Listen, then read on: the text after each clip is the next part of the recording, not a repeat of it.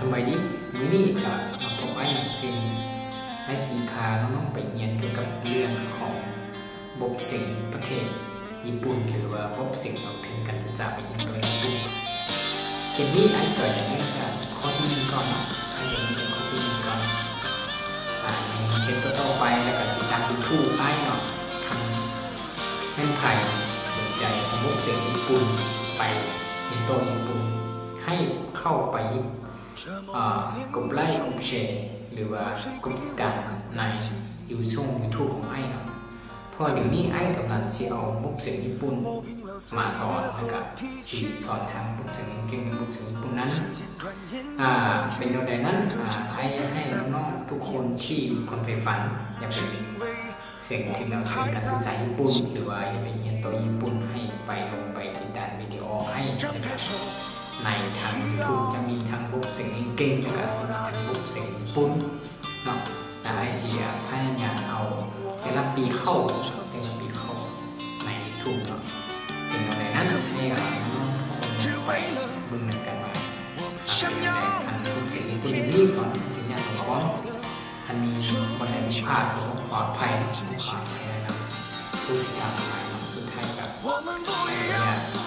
ขอขอบใจนะมั้งมื้อนี้เนาะมื้อนี้กำลังพบไอ้เป็นมื้อโอกาสดี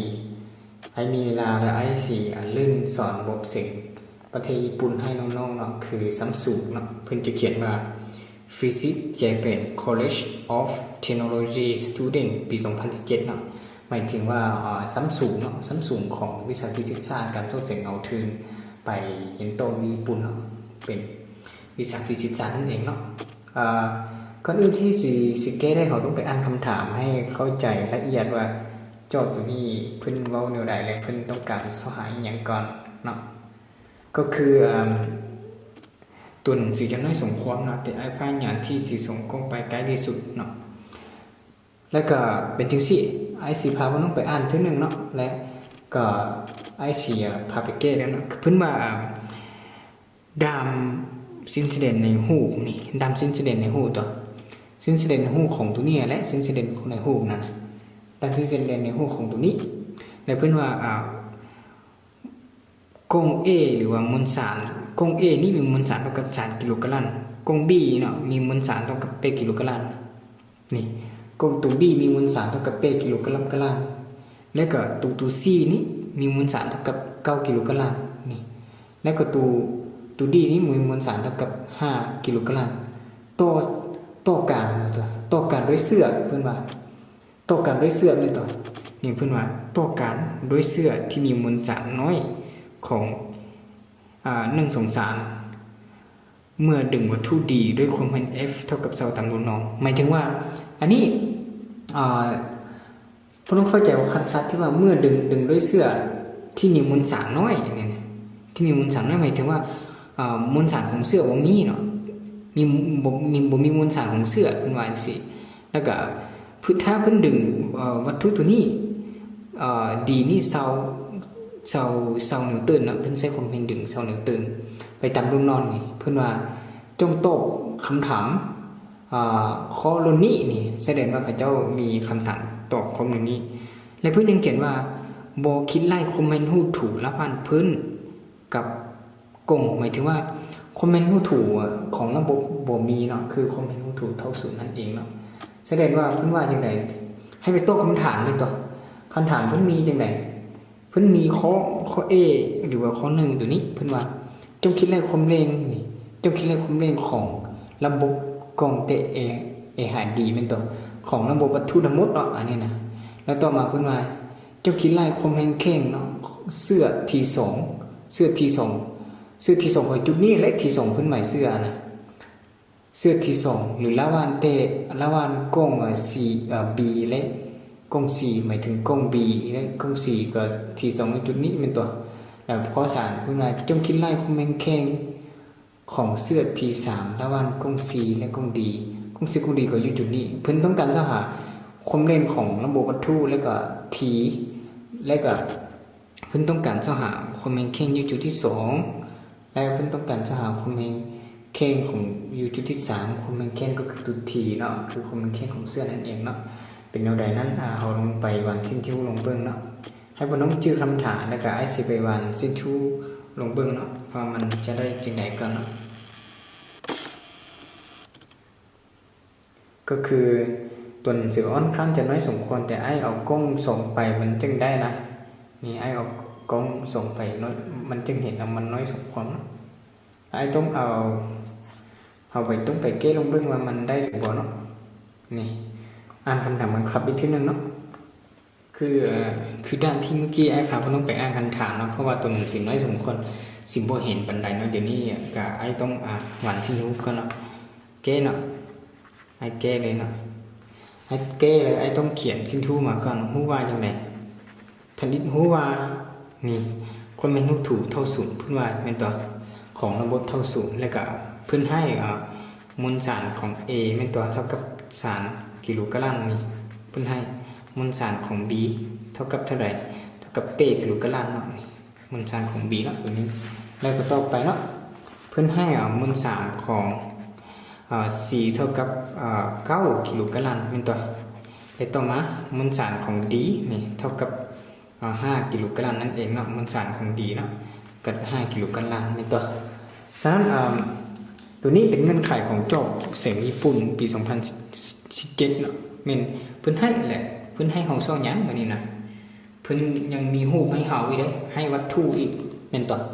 ตามเมื่อกี้นี้บ่น้องอ้ำคันฐานไปเพื่อนให้เราสหาก็คือเดี๋ยวเพื่อนจะออกความเฮงอยู่จุดดีเป็นตัว FD เท่ากับเซาเป็นตัวนี่เซากิโลนิวตันนี่เป็นความเห็นที่เพื่อนให้มาแล้วก็ข้อที่1เป็นตัวเพื่อนให้เราสหาตัว A เป็นตัวนี้ความเล่นของระบบวัตถุเลยครับข้อที่2เป็นเพื่อนให้เราสหา T นะเราให้เราสหา T2 ให้เราสหา T2 เนาะอันข้อที่3เลยอันนี้ข้อที่3ให้เราสหา T3 เนาะ T3 นั่นเองนี่อันนี้เป็นเงื่อนไขที่ทางจอบเพิ่นให้มาให้เราเนาะอันนี้เป็นเงื่อนไขมุกเสียงญี่ปุ่นทางจอบเพิ่นเอาฮู้เนาะฮู้ที่เพิ่นให้มาเป็นแนวใดบัดนี้นะไปแต่งฮู้ได้บัดนี้นะฮู้ที่เพิ่นให้มาให้เราเนาะ I4 แต่งฮู้กันมีวัตถุก็คือC วัตถุตัวนี่คือ A B C D เนาะคืออันนี้เป็นหน้าเพี้ยนเนาะไอ้เสียวว่าอันนี้เป็นหน้าเพี้ยนคือวัตถุที่1ซะนี่วัตถุ A ซะนี่วัตถุที่2วัตถุ B นี่วัตถุที่3อันนี้วัตถุที่D นะวัตถุที่4แสดงว่าเพิ่นดึงด้วยเสื้อเพิ่นว่าอย่างนี้อันนี้เป็นเสื้อที่มีมวลสารบุพพนัสนี่อันนี้เพิ่นดึงด้วยคมแฮง F นี่ F เท่ากับเซานิวตันเพิ่นว่าสิตัวนี้นะ F เท่ากับเซานิวตันนี่ก่อนอื่นมันเราต้องใส่คอมเมนต์ใส่ตัวนี้ให้ได้เราต้องใส่คอมเมนต์ใส่ของระบบตัวนี้ให้ได้เราจะเก็ตได้ก่อนอื่นนั้นก็คือเอาใส่คอมเมนต์ใส่จังได๋มื้อนี้นะคืออันนี้ต้องเน้นคอมเมนต์แข็งตัวอันนี้คันสมมุติเพิ่นต้องดึงตัวนี้นะดึงตัวนี้พวกนี้มันต้องขึ้นที่ไปตันจังซี่ดอกมันต้องขึ้นที่แสดงว่าทิศการขึ้นที่ของมันเป็นซิเป็นตัวไปซิเป็นตัวทิศการขึ้นที่คันเฮาบ่ทิศแสดงว่าคันดึงจังซี่มันต้องมีคมแฮงเป็นตัวอันนี้มันต้องดึงด้วยคอมเมนต์ F ได้1ตัวแล้วก็อันนี้มันก็คือไอ้นี่ก็มันพายางดึงตัวนี้คือกันแล้วเพิ่นจึงคิดไล่ F คือกันในตัวนี่แสดงตัวนี้ก็มีคอมเมนต์ F1 มาทางนี้และตัวนี้ก็พายางจังซี่แล้วก็ตัวนี้ก็ได้จังซี่นี่คือไอ้สิหมายก็คือ T1 นี่ T2 นี่แม่นตัว T3 นี่เพิ่นต้องการ T2 และ T3 เพิ่นต้องการ T2 และ T3 นี่เฮาสิเฮ็ดจังได๋บัดนี้เฮาจึงแก้ได้ T2 และ T3 เฮาจึงเฮ็ดจังได๋ปัญหาก็คือเฮาต้องไปแก้ให้เขาเจ้าให้ได้คำตอบอันนี้เนาะแม่นตัวค่อนข้างสิบ่ยากปานใดเนาะบทเสียงญี่ปุ่นตัวนี้ก็ยังเป็นข้อทันอีกก็เลยบ่ยากแสดงว่าเราต้องไปศึกษาของระบบเพื่อไปเข้าหา A ก่อนหรือว่าเราศึกษาของแต่เราทุกก่อนแล้วก็ไปเข้าหา A หรือว่าแนวใดก็แล้วแต่วิธีของเราแต่ละคนจะมีวิธีแตกต่างกันฉะนั้นไอ้ต้องขอไปเข้าหา A ก่อนหรือว่าจังไดก็ได้นะเข้าหา A ก่อนเลยเนาะไอ้ต้องไปเข้าหา A ก่อนเพราะว่าเพิ่นให้คอมเมนต์ของระบบอันนี้ไอ้เข้าหา A เนาะต้องเอาดีๆเด้อไอ้เข้าหา A สหายคมเล็งนี่อันนี้คมเล็งของคมเล่นไหมตัวนี่คมเล็งไหมตัวอันนี้เป็นคมเล็งนี่แสดงนี้เป็นคมเล็งเนาะจะสู้ได้กฎเกณฑ์ที่2ของแนวตื้นนั่นแหละสิใหญ่จะสู้กฎเกณฑ์ที่2ของแนวตื้นเนาะจะสู้ผลบวกเท่ากับ NA นี่ผลบวกเท่ากับ NA เท่ากับ NA แบบนี้มันต่อเอาสิได้จังได้ไอ้สิได้จังได้แบบนี้นะคันเป็นจังซี่คมแฮงเมนเซาเลยนะคมแฮงเมนเซาแล้วก็มวลสารต้องเป็นมวลสารรวมของระบบเพราะว่าเขาสหาA ล้วนมวลสารต้องเป็นมวลสารของล้วนระบบแล้วก็คมแฮงตัวนี้ต้องใช้ตัวเซาที่เพิ่นให้มานี่เพิ่นให้มาเนาะก็คือ F อันนี้นะ F ตัวนี้ต้องเท่ากับมวลสารรวม N A บวกให้ NB นี่ NB บวกให้ NC บวกให้ ND นี่เท่ากับA นี่อันนี้เอาไอเป็นอย่างไรจังที่ซีมีไผ่บอกเข้าใจมีไผ่ได้มีได้คนที่บอกเข้าใจมีไม่ต้องฉะนั้นไอสิขออธิบายว่าเป็นอย่างจังได้จังซีนะก็คือจังซีขั้นพื้นสหาระบบรวนของวัตถุแม่นให้เอามวลสารพวกนี้มาบวกกันแล้วก็ A แล้วก็เอาคอมเมนต์ตัวนี้ไปสหาคือพวกน้องดึงพวกน้องเฮียนก็เก่งตึงก็เก่งตึงเพิ่นว่า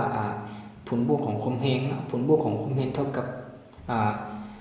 NA เป็นอย่างไอเป็นอย่างบอกเอาตัวนี้บวกกันแล้วกับบวกกับตัวนี้เท่า NA หมดได้เนาะเพราะว่าเพิ่นบอกมาเดี๋ยวว่าเพิ่นใช้คอมเมนต์ดึงตัวนี้แต่ว่าระบบตัวนี้นะถ้าเสื้อเดียวกันเนี่ยเสื้อพวกนี้มันบ่มีมวลสารเด้เสื้อตัวนี้บ่มีมวลสารเด้ก็เลย A ตัว A ก็เลยเท่ากันทุกๆตัวและทุกๆวัตถุเลยคันเสื้อตัวนี้เกิดมีมวลสารตัว A บ่เท่ากันนี่ต้องเข้าใจใช่ไหมถ้าเสื้อ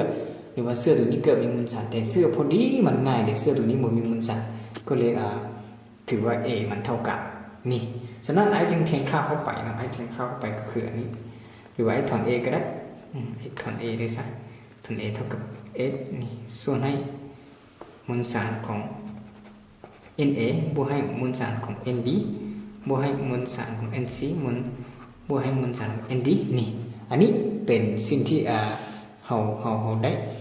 เฮาเก็บเฮานี้เป็นต่อนี่ฉะนั้นสิเกต่อได้จังได๋บัดนี้ไอ้ก็แทนค่าเข้าไปได้สิใหญ่แทนค่ามันนี่ไอ้ต้องแทนค่าของ IF เท่ากับเซาเป็นตัวเพิ่นให้มาแล้วก็ไอ้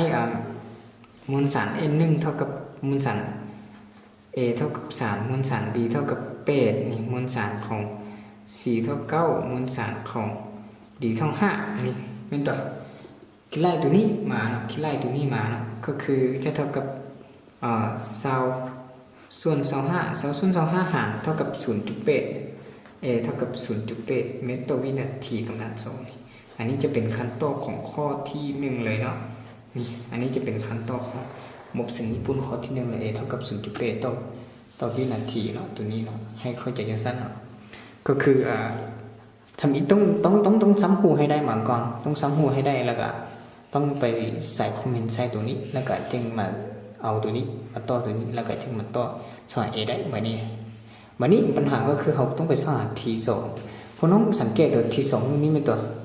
T2 นี้แล้วก็ T1 นี้แล้วก็ T3 นี่ฉะนั้นเขาสิจึงได้ไปสอน T2 ได้ปัญหาแล้วก็เขาสิจึงได้ไปสอน T3 ได้พอโจทย์เป็นต้องการของระบบเสียงญี่ปุ่นตัวนี้เป็นตัวนี่ฉะนั้นปัญหาก็คือเราต้องไปศึกษาที่ละวัตถุและศึกษาที่ละวัตถุมันจึงได้แบบนี้ศึกษาที่ละวัตถุมันจึงสามารถสหาได้ที่แต่ละตัวมาได้นั่นก็คือเนาะคือไอ้สิไปศึกษาวัตถุคือไอ้สมมุติไอ้ศึกษาวัตถุ A มีแต่ความแรงเดียวนั่นต่อคันวัตถุ A คันวัตถุ B เลยมันจะมี T1 และ T2 คันวัตถุ C เลยจะมี T3 และ T2 นั่นต่อนี่ให้เข้าใจจังซั่นเนาะฉะนั้นไอ้ไปศึกษาวัตถุ A ก่อนนะไอ้ศึกษาวัตถุ A ก่อนนี่ไอ้เขียนอยู่ศึกษาวัตถุ A นี่วัตถุ A มีอย่างอินตามเกณฑ์ที่2นิวตันเลยจะสู้นี่จะสู้ผลบวกของ Na เท่ากับมวลสารของคัน A กับมวลสารของ A เป็นตัวเฉพาะนี่ นี่แม่นตัวฉะนั้นพอน้องสังเกตเห็นจังไดตัวเดี๋ยวนี้ตัวคอมเมนต์ตัวนี้มันตัวทีนี้มันทันหน้าที่เป็นตัว F เลยนะนี่แสดงไอ้จึงเขียนได้ t 1ซะ t 1เท่ากับ n a 1นี่แสดงได้ต้องแทนค่าเข้าไปเนาะก็คือมูลสาร a มูลสารตัวนี่คูณให้ 0.8 นี่จะเท่ากับ3 ไปเซลเซียสจะเท่ากับ 2.8 แต่ว่าตัวนี้บ่เป็นตัวที่โจทย์ต้องการฐานอย่างนี้นะตัวนี้บ่เป็นตัวที่โจทย์ต้องการให้เฮาต่อให้ตามคันฐานเพิ่นต้องการอันนี้จะเป็น t1 ซื่อๆนะปัญหาคือเฮาต้องการ t2 เป็นตัวปัญหาก็คือเฮาต้องการ t2 มานี่นะแต่ t2 นี่ไอ้เบิ่งคู่ได้ t2 t2 ไอ้สิจังได๋ t2 อยู่นี่ตัว t2 คันเฮาศึกษาว่าทุก b เป็นตัวมันต้องมี t1 และ t2 มันเกี่ยวข้องแต่ว่าตัวไอ้นี่มันพยายามดึงวัตถุ b ให้มันหยุดได้ไปทิศจังซี่ได้แล้วตัว t ตัวนี้มันไปทิศจังซี่มันตัวแสดงว่าไอ้จังได้จังซี่คือไอ้ต้องไปศึกษาวัตถุ b นะนี่อันนี้ศึกษาวัตถุ b มันไงไอ้ต้องไปศึกษาวัตถุ b จังได๋วัตถุ b นะอินจะสู้กับเกณฑ์นิวตันตะโลกอะไรแบบนี้นะเท่ากับ F ของ NB นี่เท่ากับนี่ในบัดนี้ความแรงเนี่ยมันมี2ตัวคือเมื่อกี้ไอ้บอกตัวคือต้องมี T 1เนาะบวกให้ T 2เท่ากับเฮาหาสารเตอร์ไว้ยังบ่ได้ตรงนี้อันนี้มันเท่าตัวนี้แสดงว่าตัว T 1นี้พอน้องสังเกตตัว T 1มันมีทิศไปทางนี้เป็นตัวเช่นนั้นมันกงกันมันกงกันข้างกับทิศบวกมันก็เลยตีลบทีนึงแล้วตัวที่2มันยุ่งมาทางนี้ก็เลยกลายเป็นบวกนี่ตัวนี่ไอ้จึงได้ที2ลบให้ที1นี่เท่ากับ n ของb a เป็นตัวนี่ตัวนี่ไอ้จึงได้ตัวนี้เข้าใจว่ามาเหาะนี่นะฉะนั้นไอ้ต้องการที2นี่ตัวไอ้มาต่ออยู่นี่นะไอ้ต้องการที2ไอ้ต้องการ t2 ไอ้ต้องเอา t2 มาก็คือไอ้ถอน t2 ได้เท่าไหร่ t2 เท่ากับ n ของ b a บวกให้ t1 เป็นตัวนี่เข้าใจป่ะแสดงว่าแทนค่าเข้าไปว่านี่ t นี่ nb เพิ่นให้มาเป็น8เด้อคูณให้ a เป็น 0.8 เป็นตัวบวกให้2.4นี่บวกกันออกมานี่เป๊ะๆ 6.4นี่จุดเป็นตัวบวกให้24การคำนวณเลขตัวนี้มาสิได้อย่างนี้ก็คือมันต้อง t2 เท่ากับเท่าไหร่เป็นอย่างตื่นนี่อันนี้จะเป็นขั้นตอนของบบเสียงญี่ปุ่นของข้อที่2อันนี้จะเป็นขั้นตอนของบบเสียงญี่ปุ่นของข้อที่2ก็คือเพิ่นให้เฮาไปสหา t2 เท่ากับเหนี่ยวตื่นนั่นเองอันนี้เป็นคำตอบเลยของตัว t2 ที่เพิ่นต้องการสอบนะให้เข้าใจอย่างสั้นก็คือเอาดีๆได้เดี๋ยวบ่เข้าใจตายเนี่ยไปเสียงญี่ปุ่นบ่แม่นเดินธรรมดาเลยเสียงญี่ปุ่นนั่นน่ะให้เข้าใจว่าเสียงญี่ปุ่นบ่แม่นเดินธรรมดาเนาะนี่แสดงว่าเดี๋ยวนี้เหลือตัวที่3เพิ่นต้องการตัวที่3เนาะเพิ่นต้องการตัวที่3เดี๋ยวจะได้ไปสอนที่3มันนี่บ่ต้องศึกษาคือเก่าเลยการสิเกได้ไงศึกษาแต่ละทูตไอ้ต้องออกเกี่ยวมันก็นี่แสดงว่าตัวที่2บ่มีปัญหาเนาะเพราะน้องตัวที่2แล้วน้องบ่มีปัญหานี่แม่นต่อตัวที่2เท่ากับ8.8อันนี้เป็นคำตอบของข้อที่2นี่พื้นฐานเมื่อกี้ไอ้เขียนซิว่านี่แล้ววันนี้เฮาไปสอนเทียงที่3สอนที่3ก็จัดเบิ่งวัตถุนี่แหละเบิ่งวัตถุจังเก้ได้พวกนี้น่ะบ่แม่นไปอยู่ไสเด้อเอาไอ้ต้องเขียนมาเอาเขียนมาต้องเขียนมาศึกษาอันนี้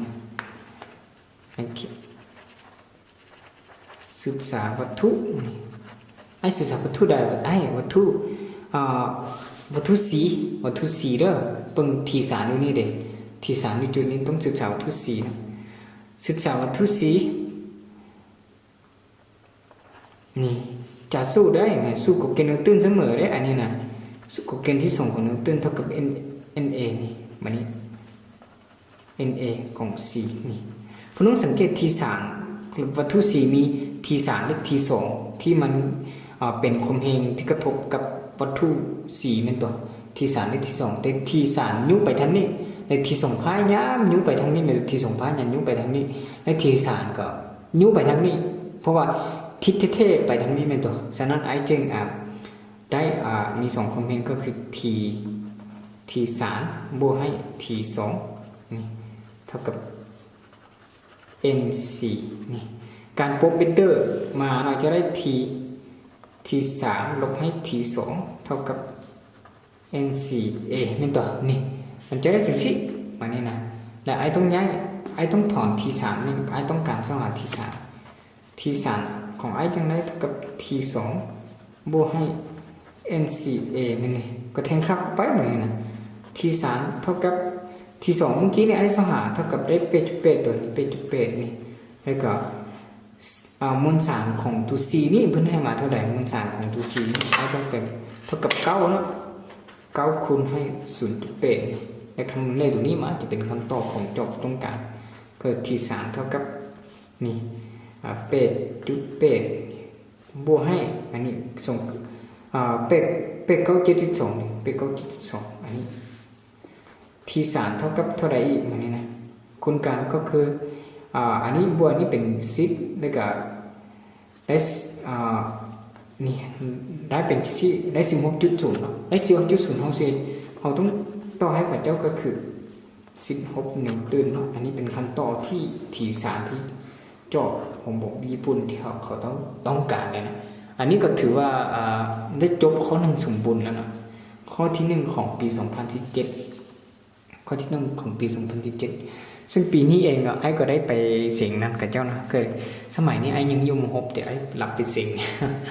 ไปรับไปเสียงให้พระเจ้านี่เสด็จมาหอนี้เนาะมาหอนี้ก็ให้พวกน้องสังเกตบึงคืนมามีจุดใดที่บ่เข้าใจก็ต้องทางความเข้าใจเพิ่มเติมนะคันมาหอจุดแต่ละจุดที่ไอ้เกนี่คันมีบนใดผิดพลาดหรือว่าเป็นแนวใดก็ต้องขออภัยนะเจนหาไอ้ใหม่เนาะเพื่อเป็นบุญเฮียนก็คือตัวนี้ไอ้อยากให้พวกน้องไปศึกษาขึ้นอันนี้มันกฎเกณฑ์ที่2ของนิวตันเนาะต้องศึกษาให้ดีๆเนาะกฎเกณฑ์นิวตัน3กฎเกณฑ์ของนิวตันต้องเอาดีๆนะจึงสามารถเกได้บทโจทย์ต่างๆเนาะนี่แสดงว่าสุดท้ายบทจบเนาะข้อที่1เนาะก็ต้องไปก่อนเนาะ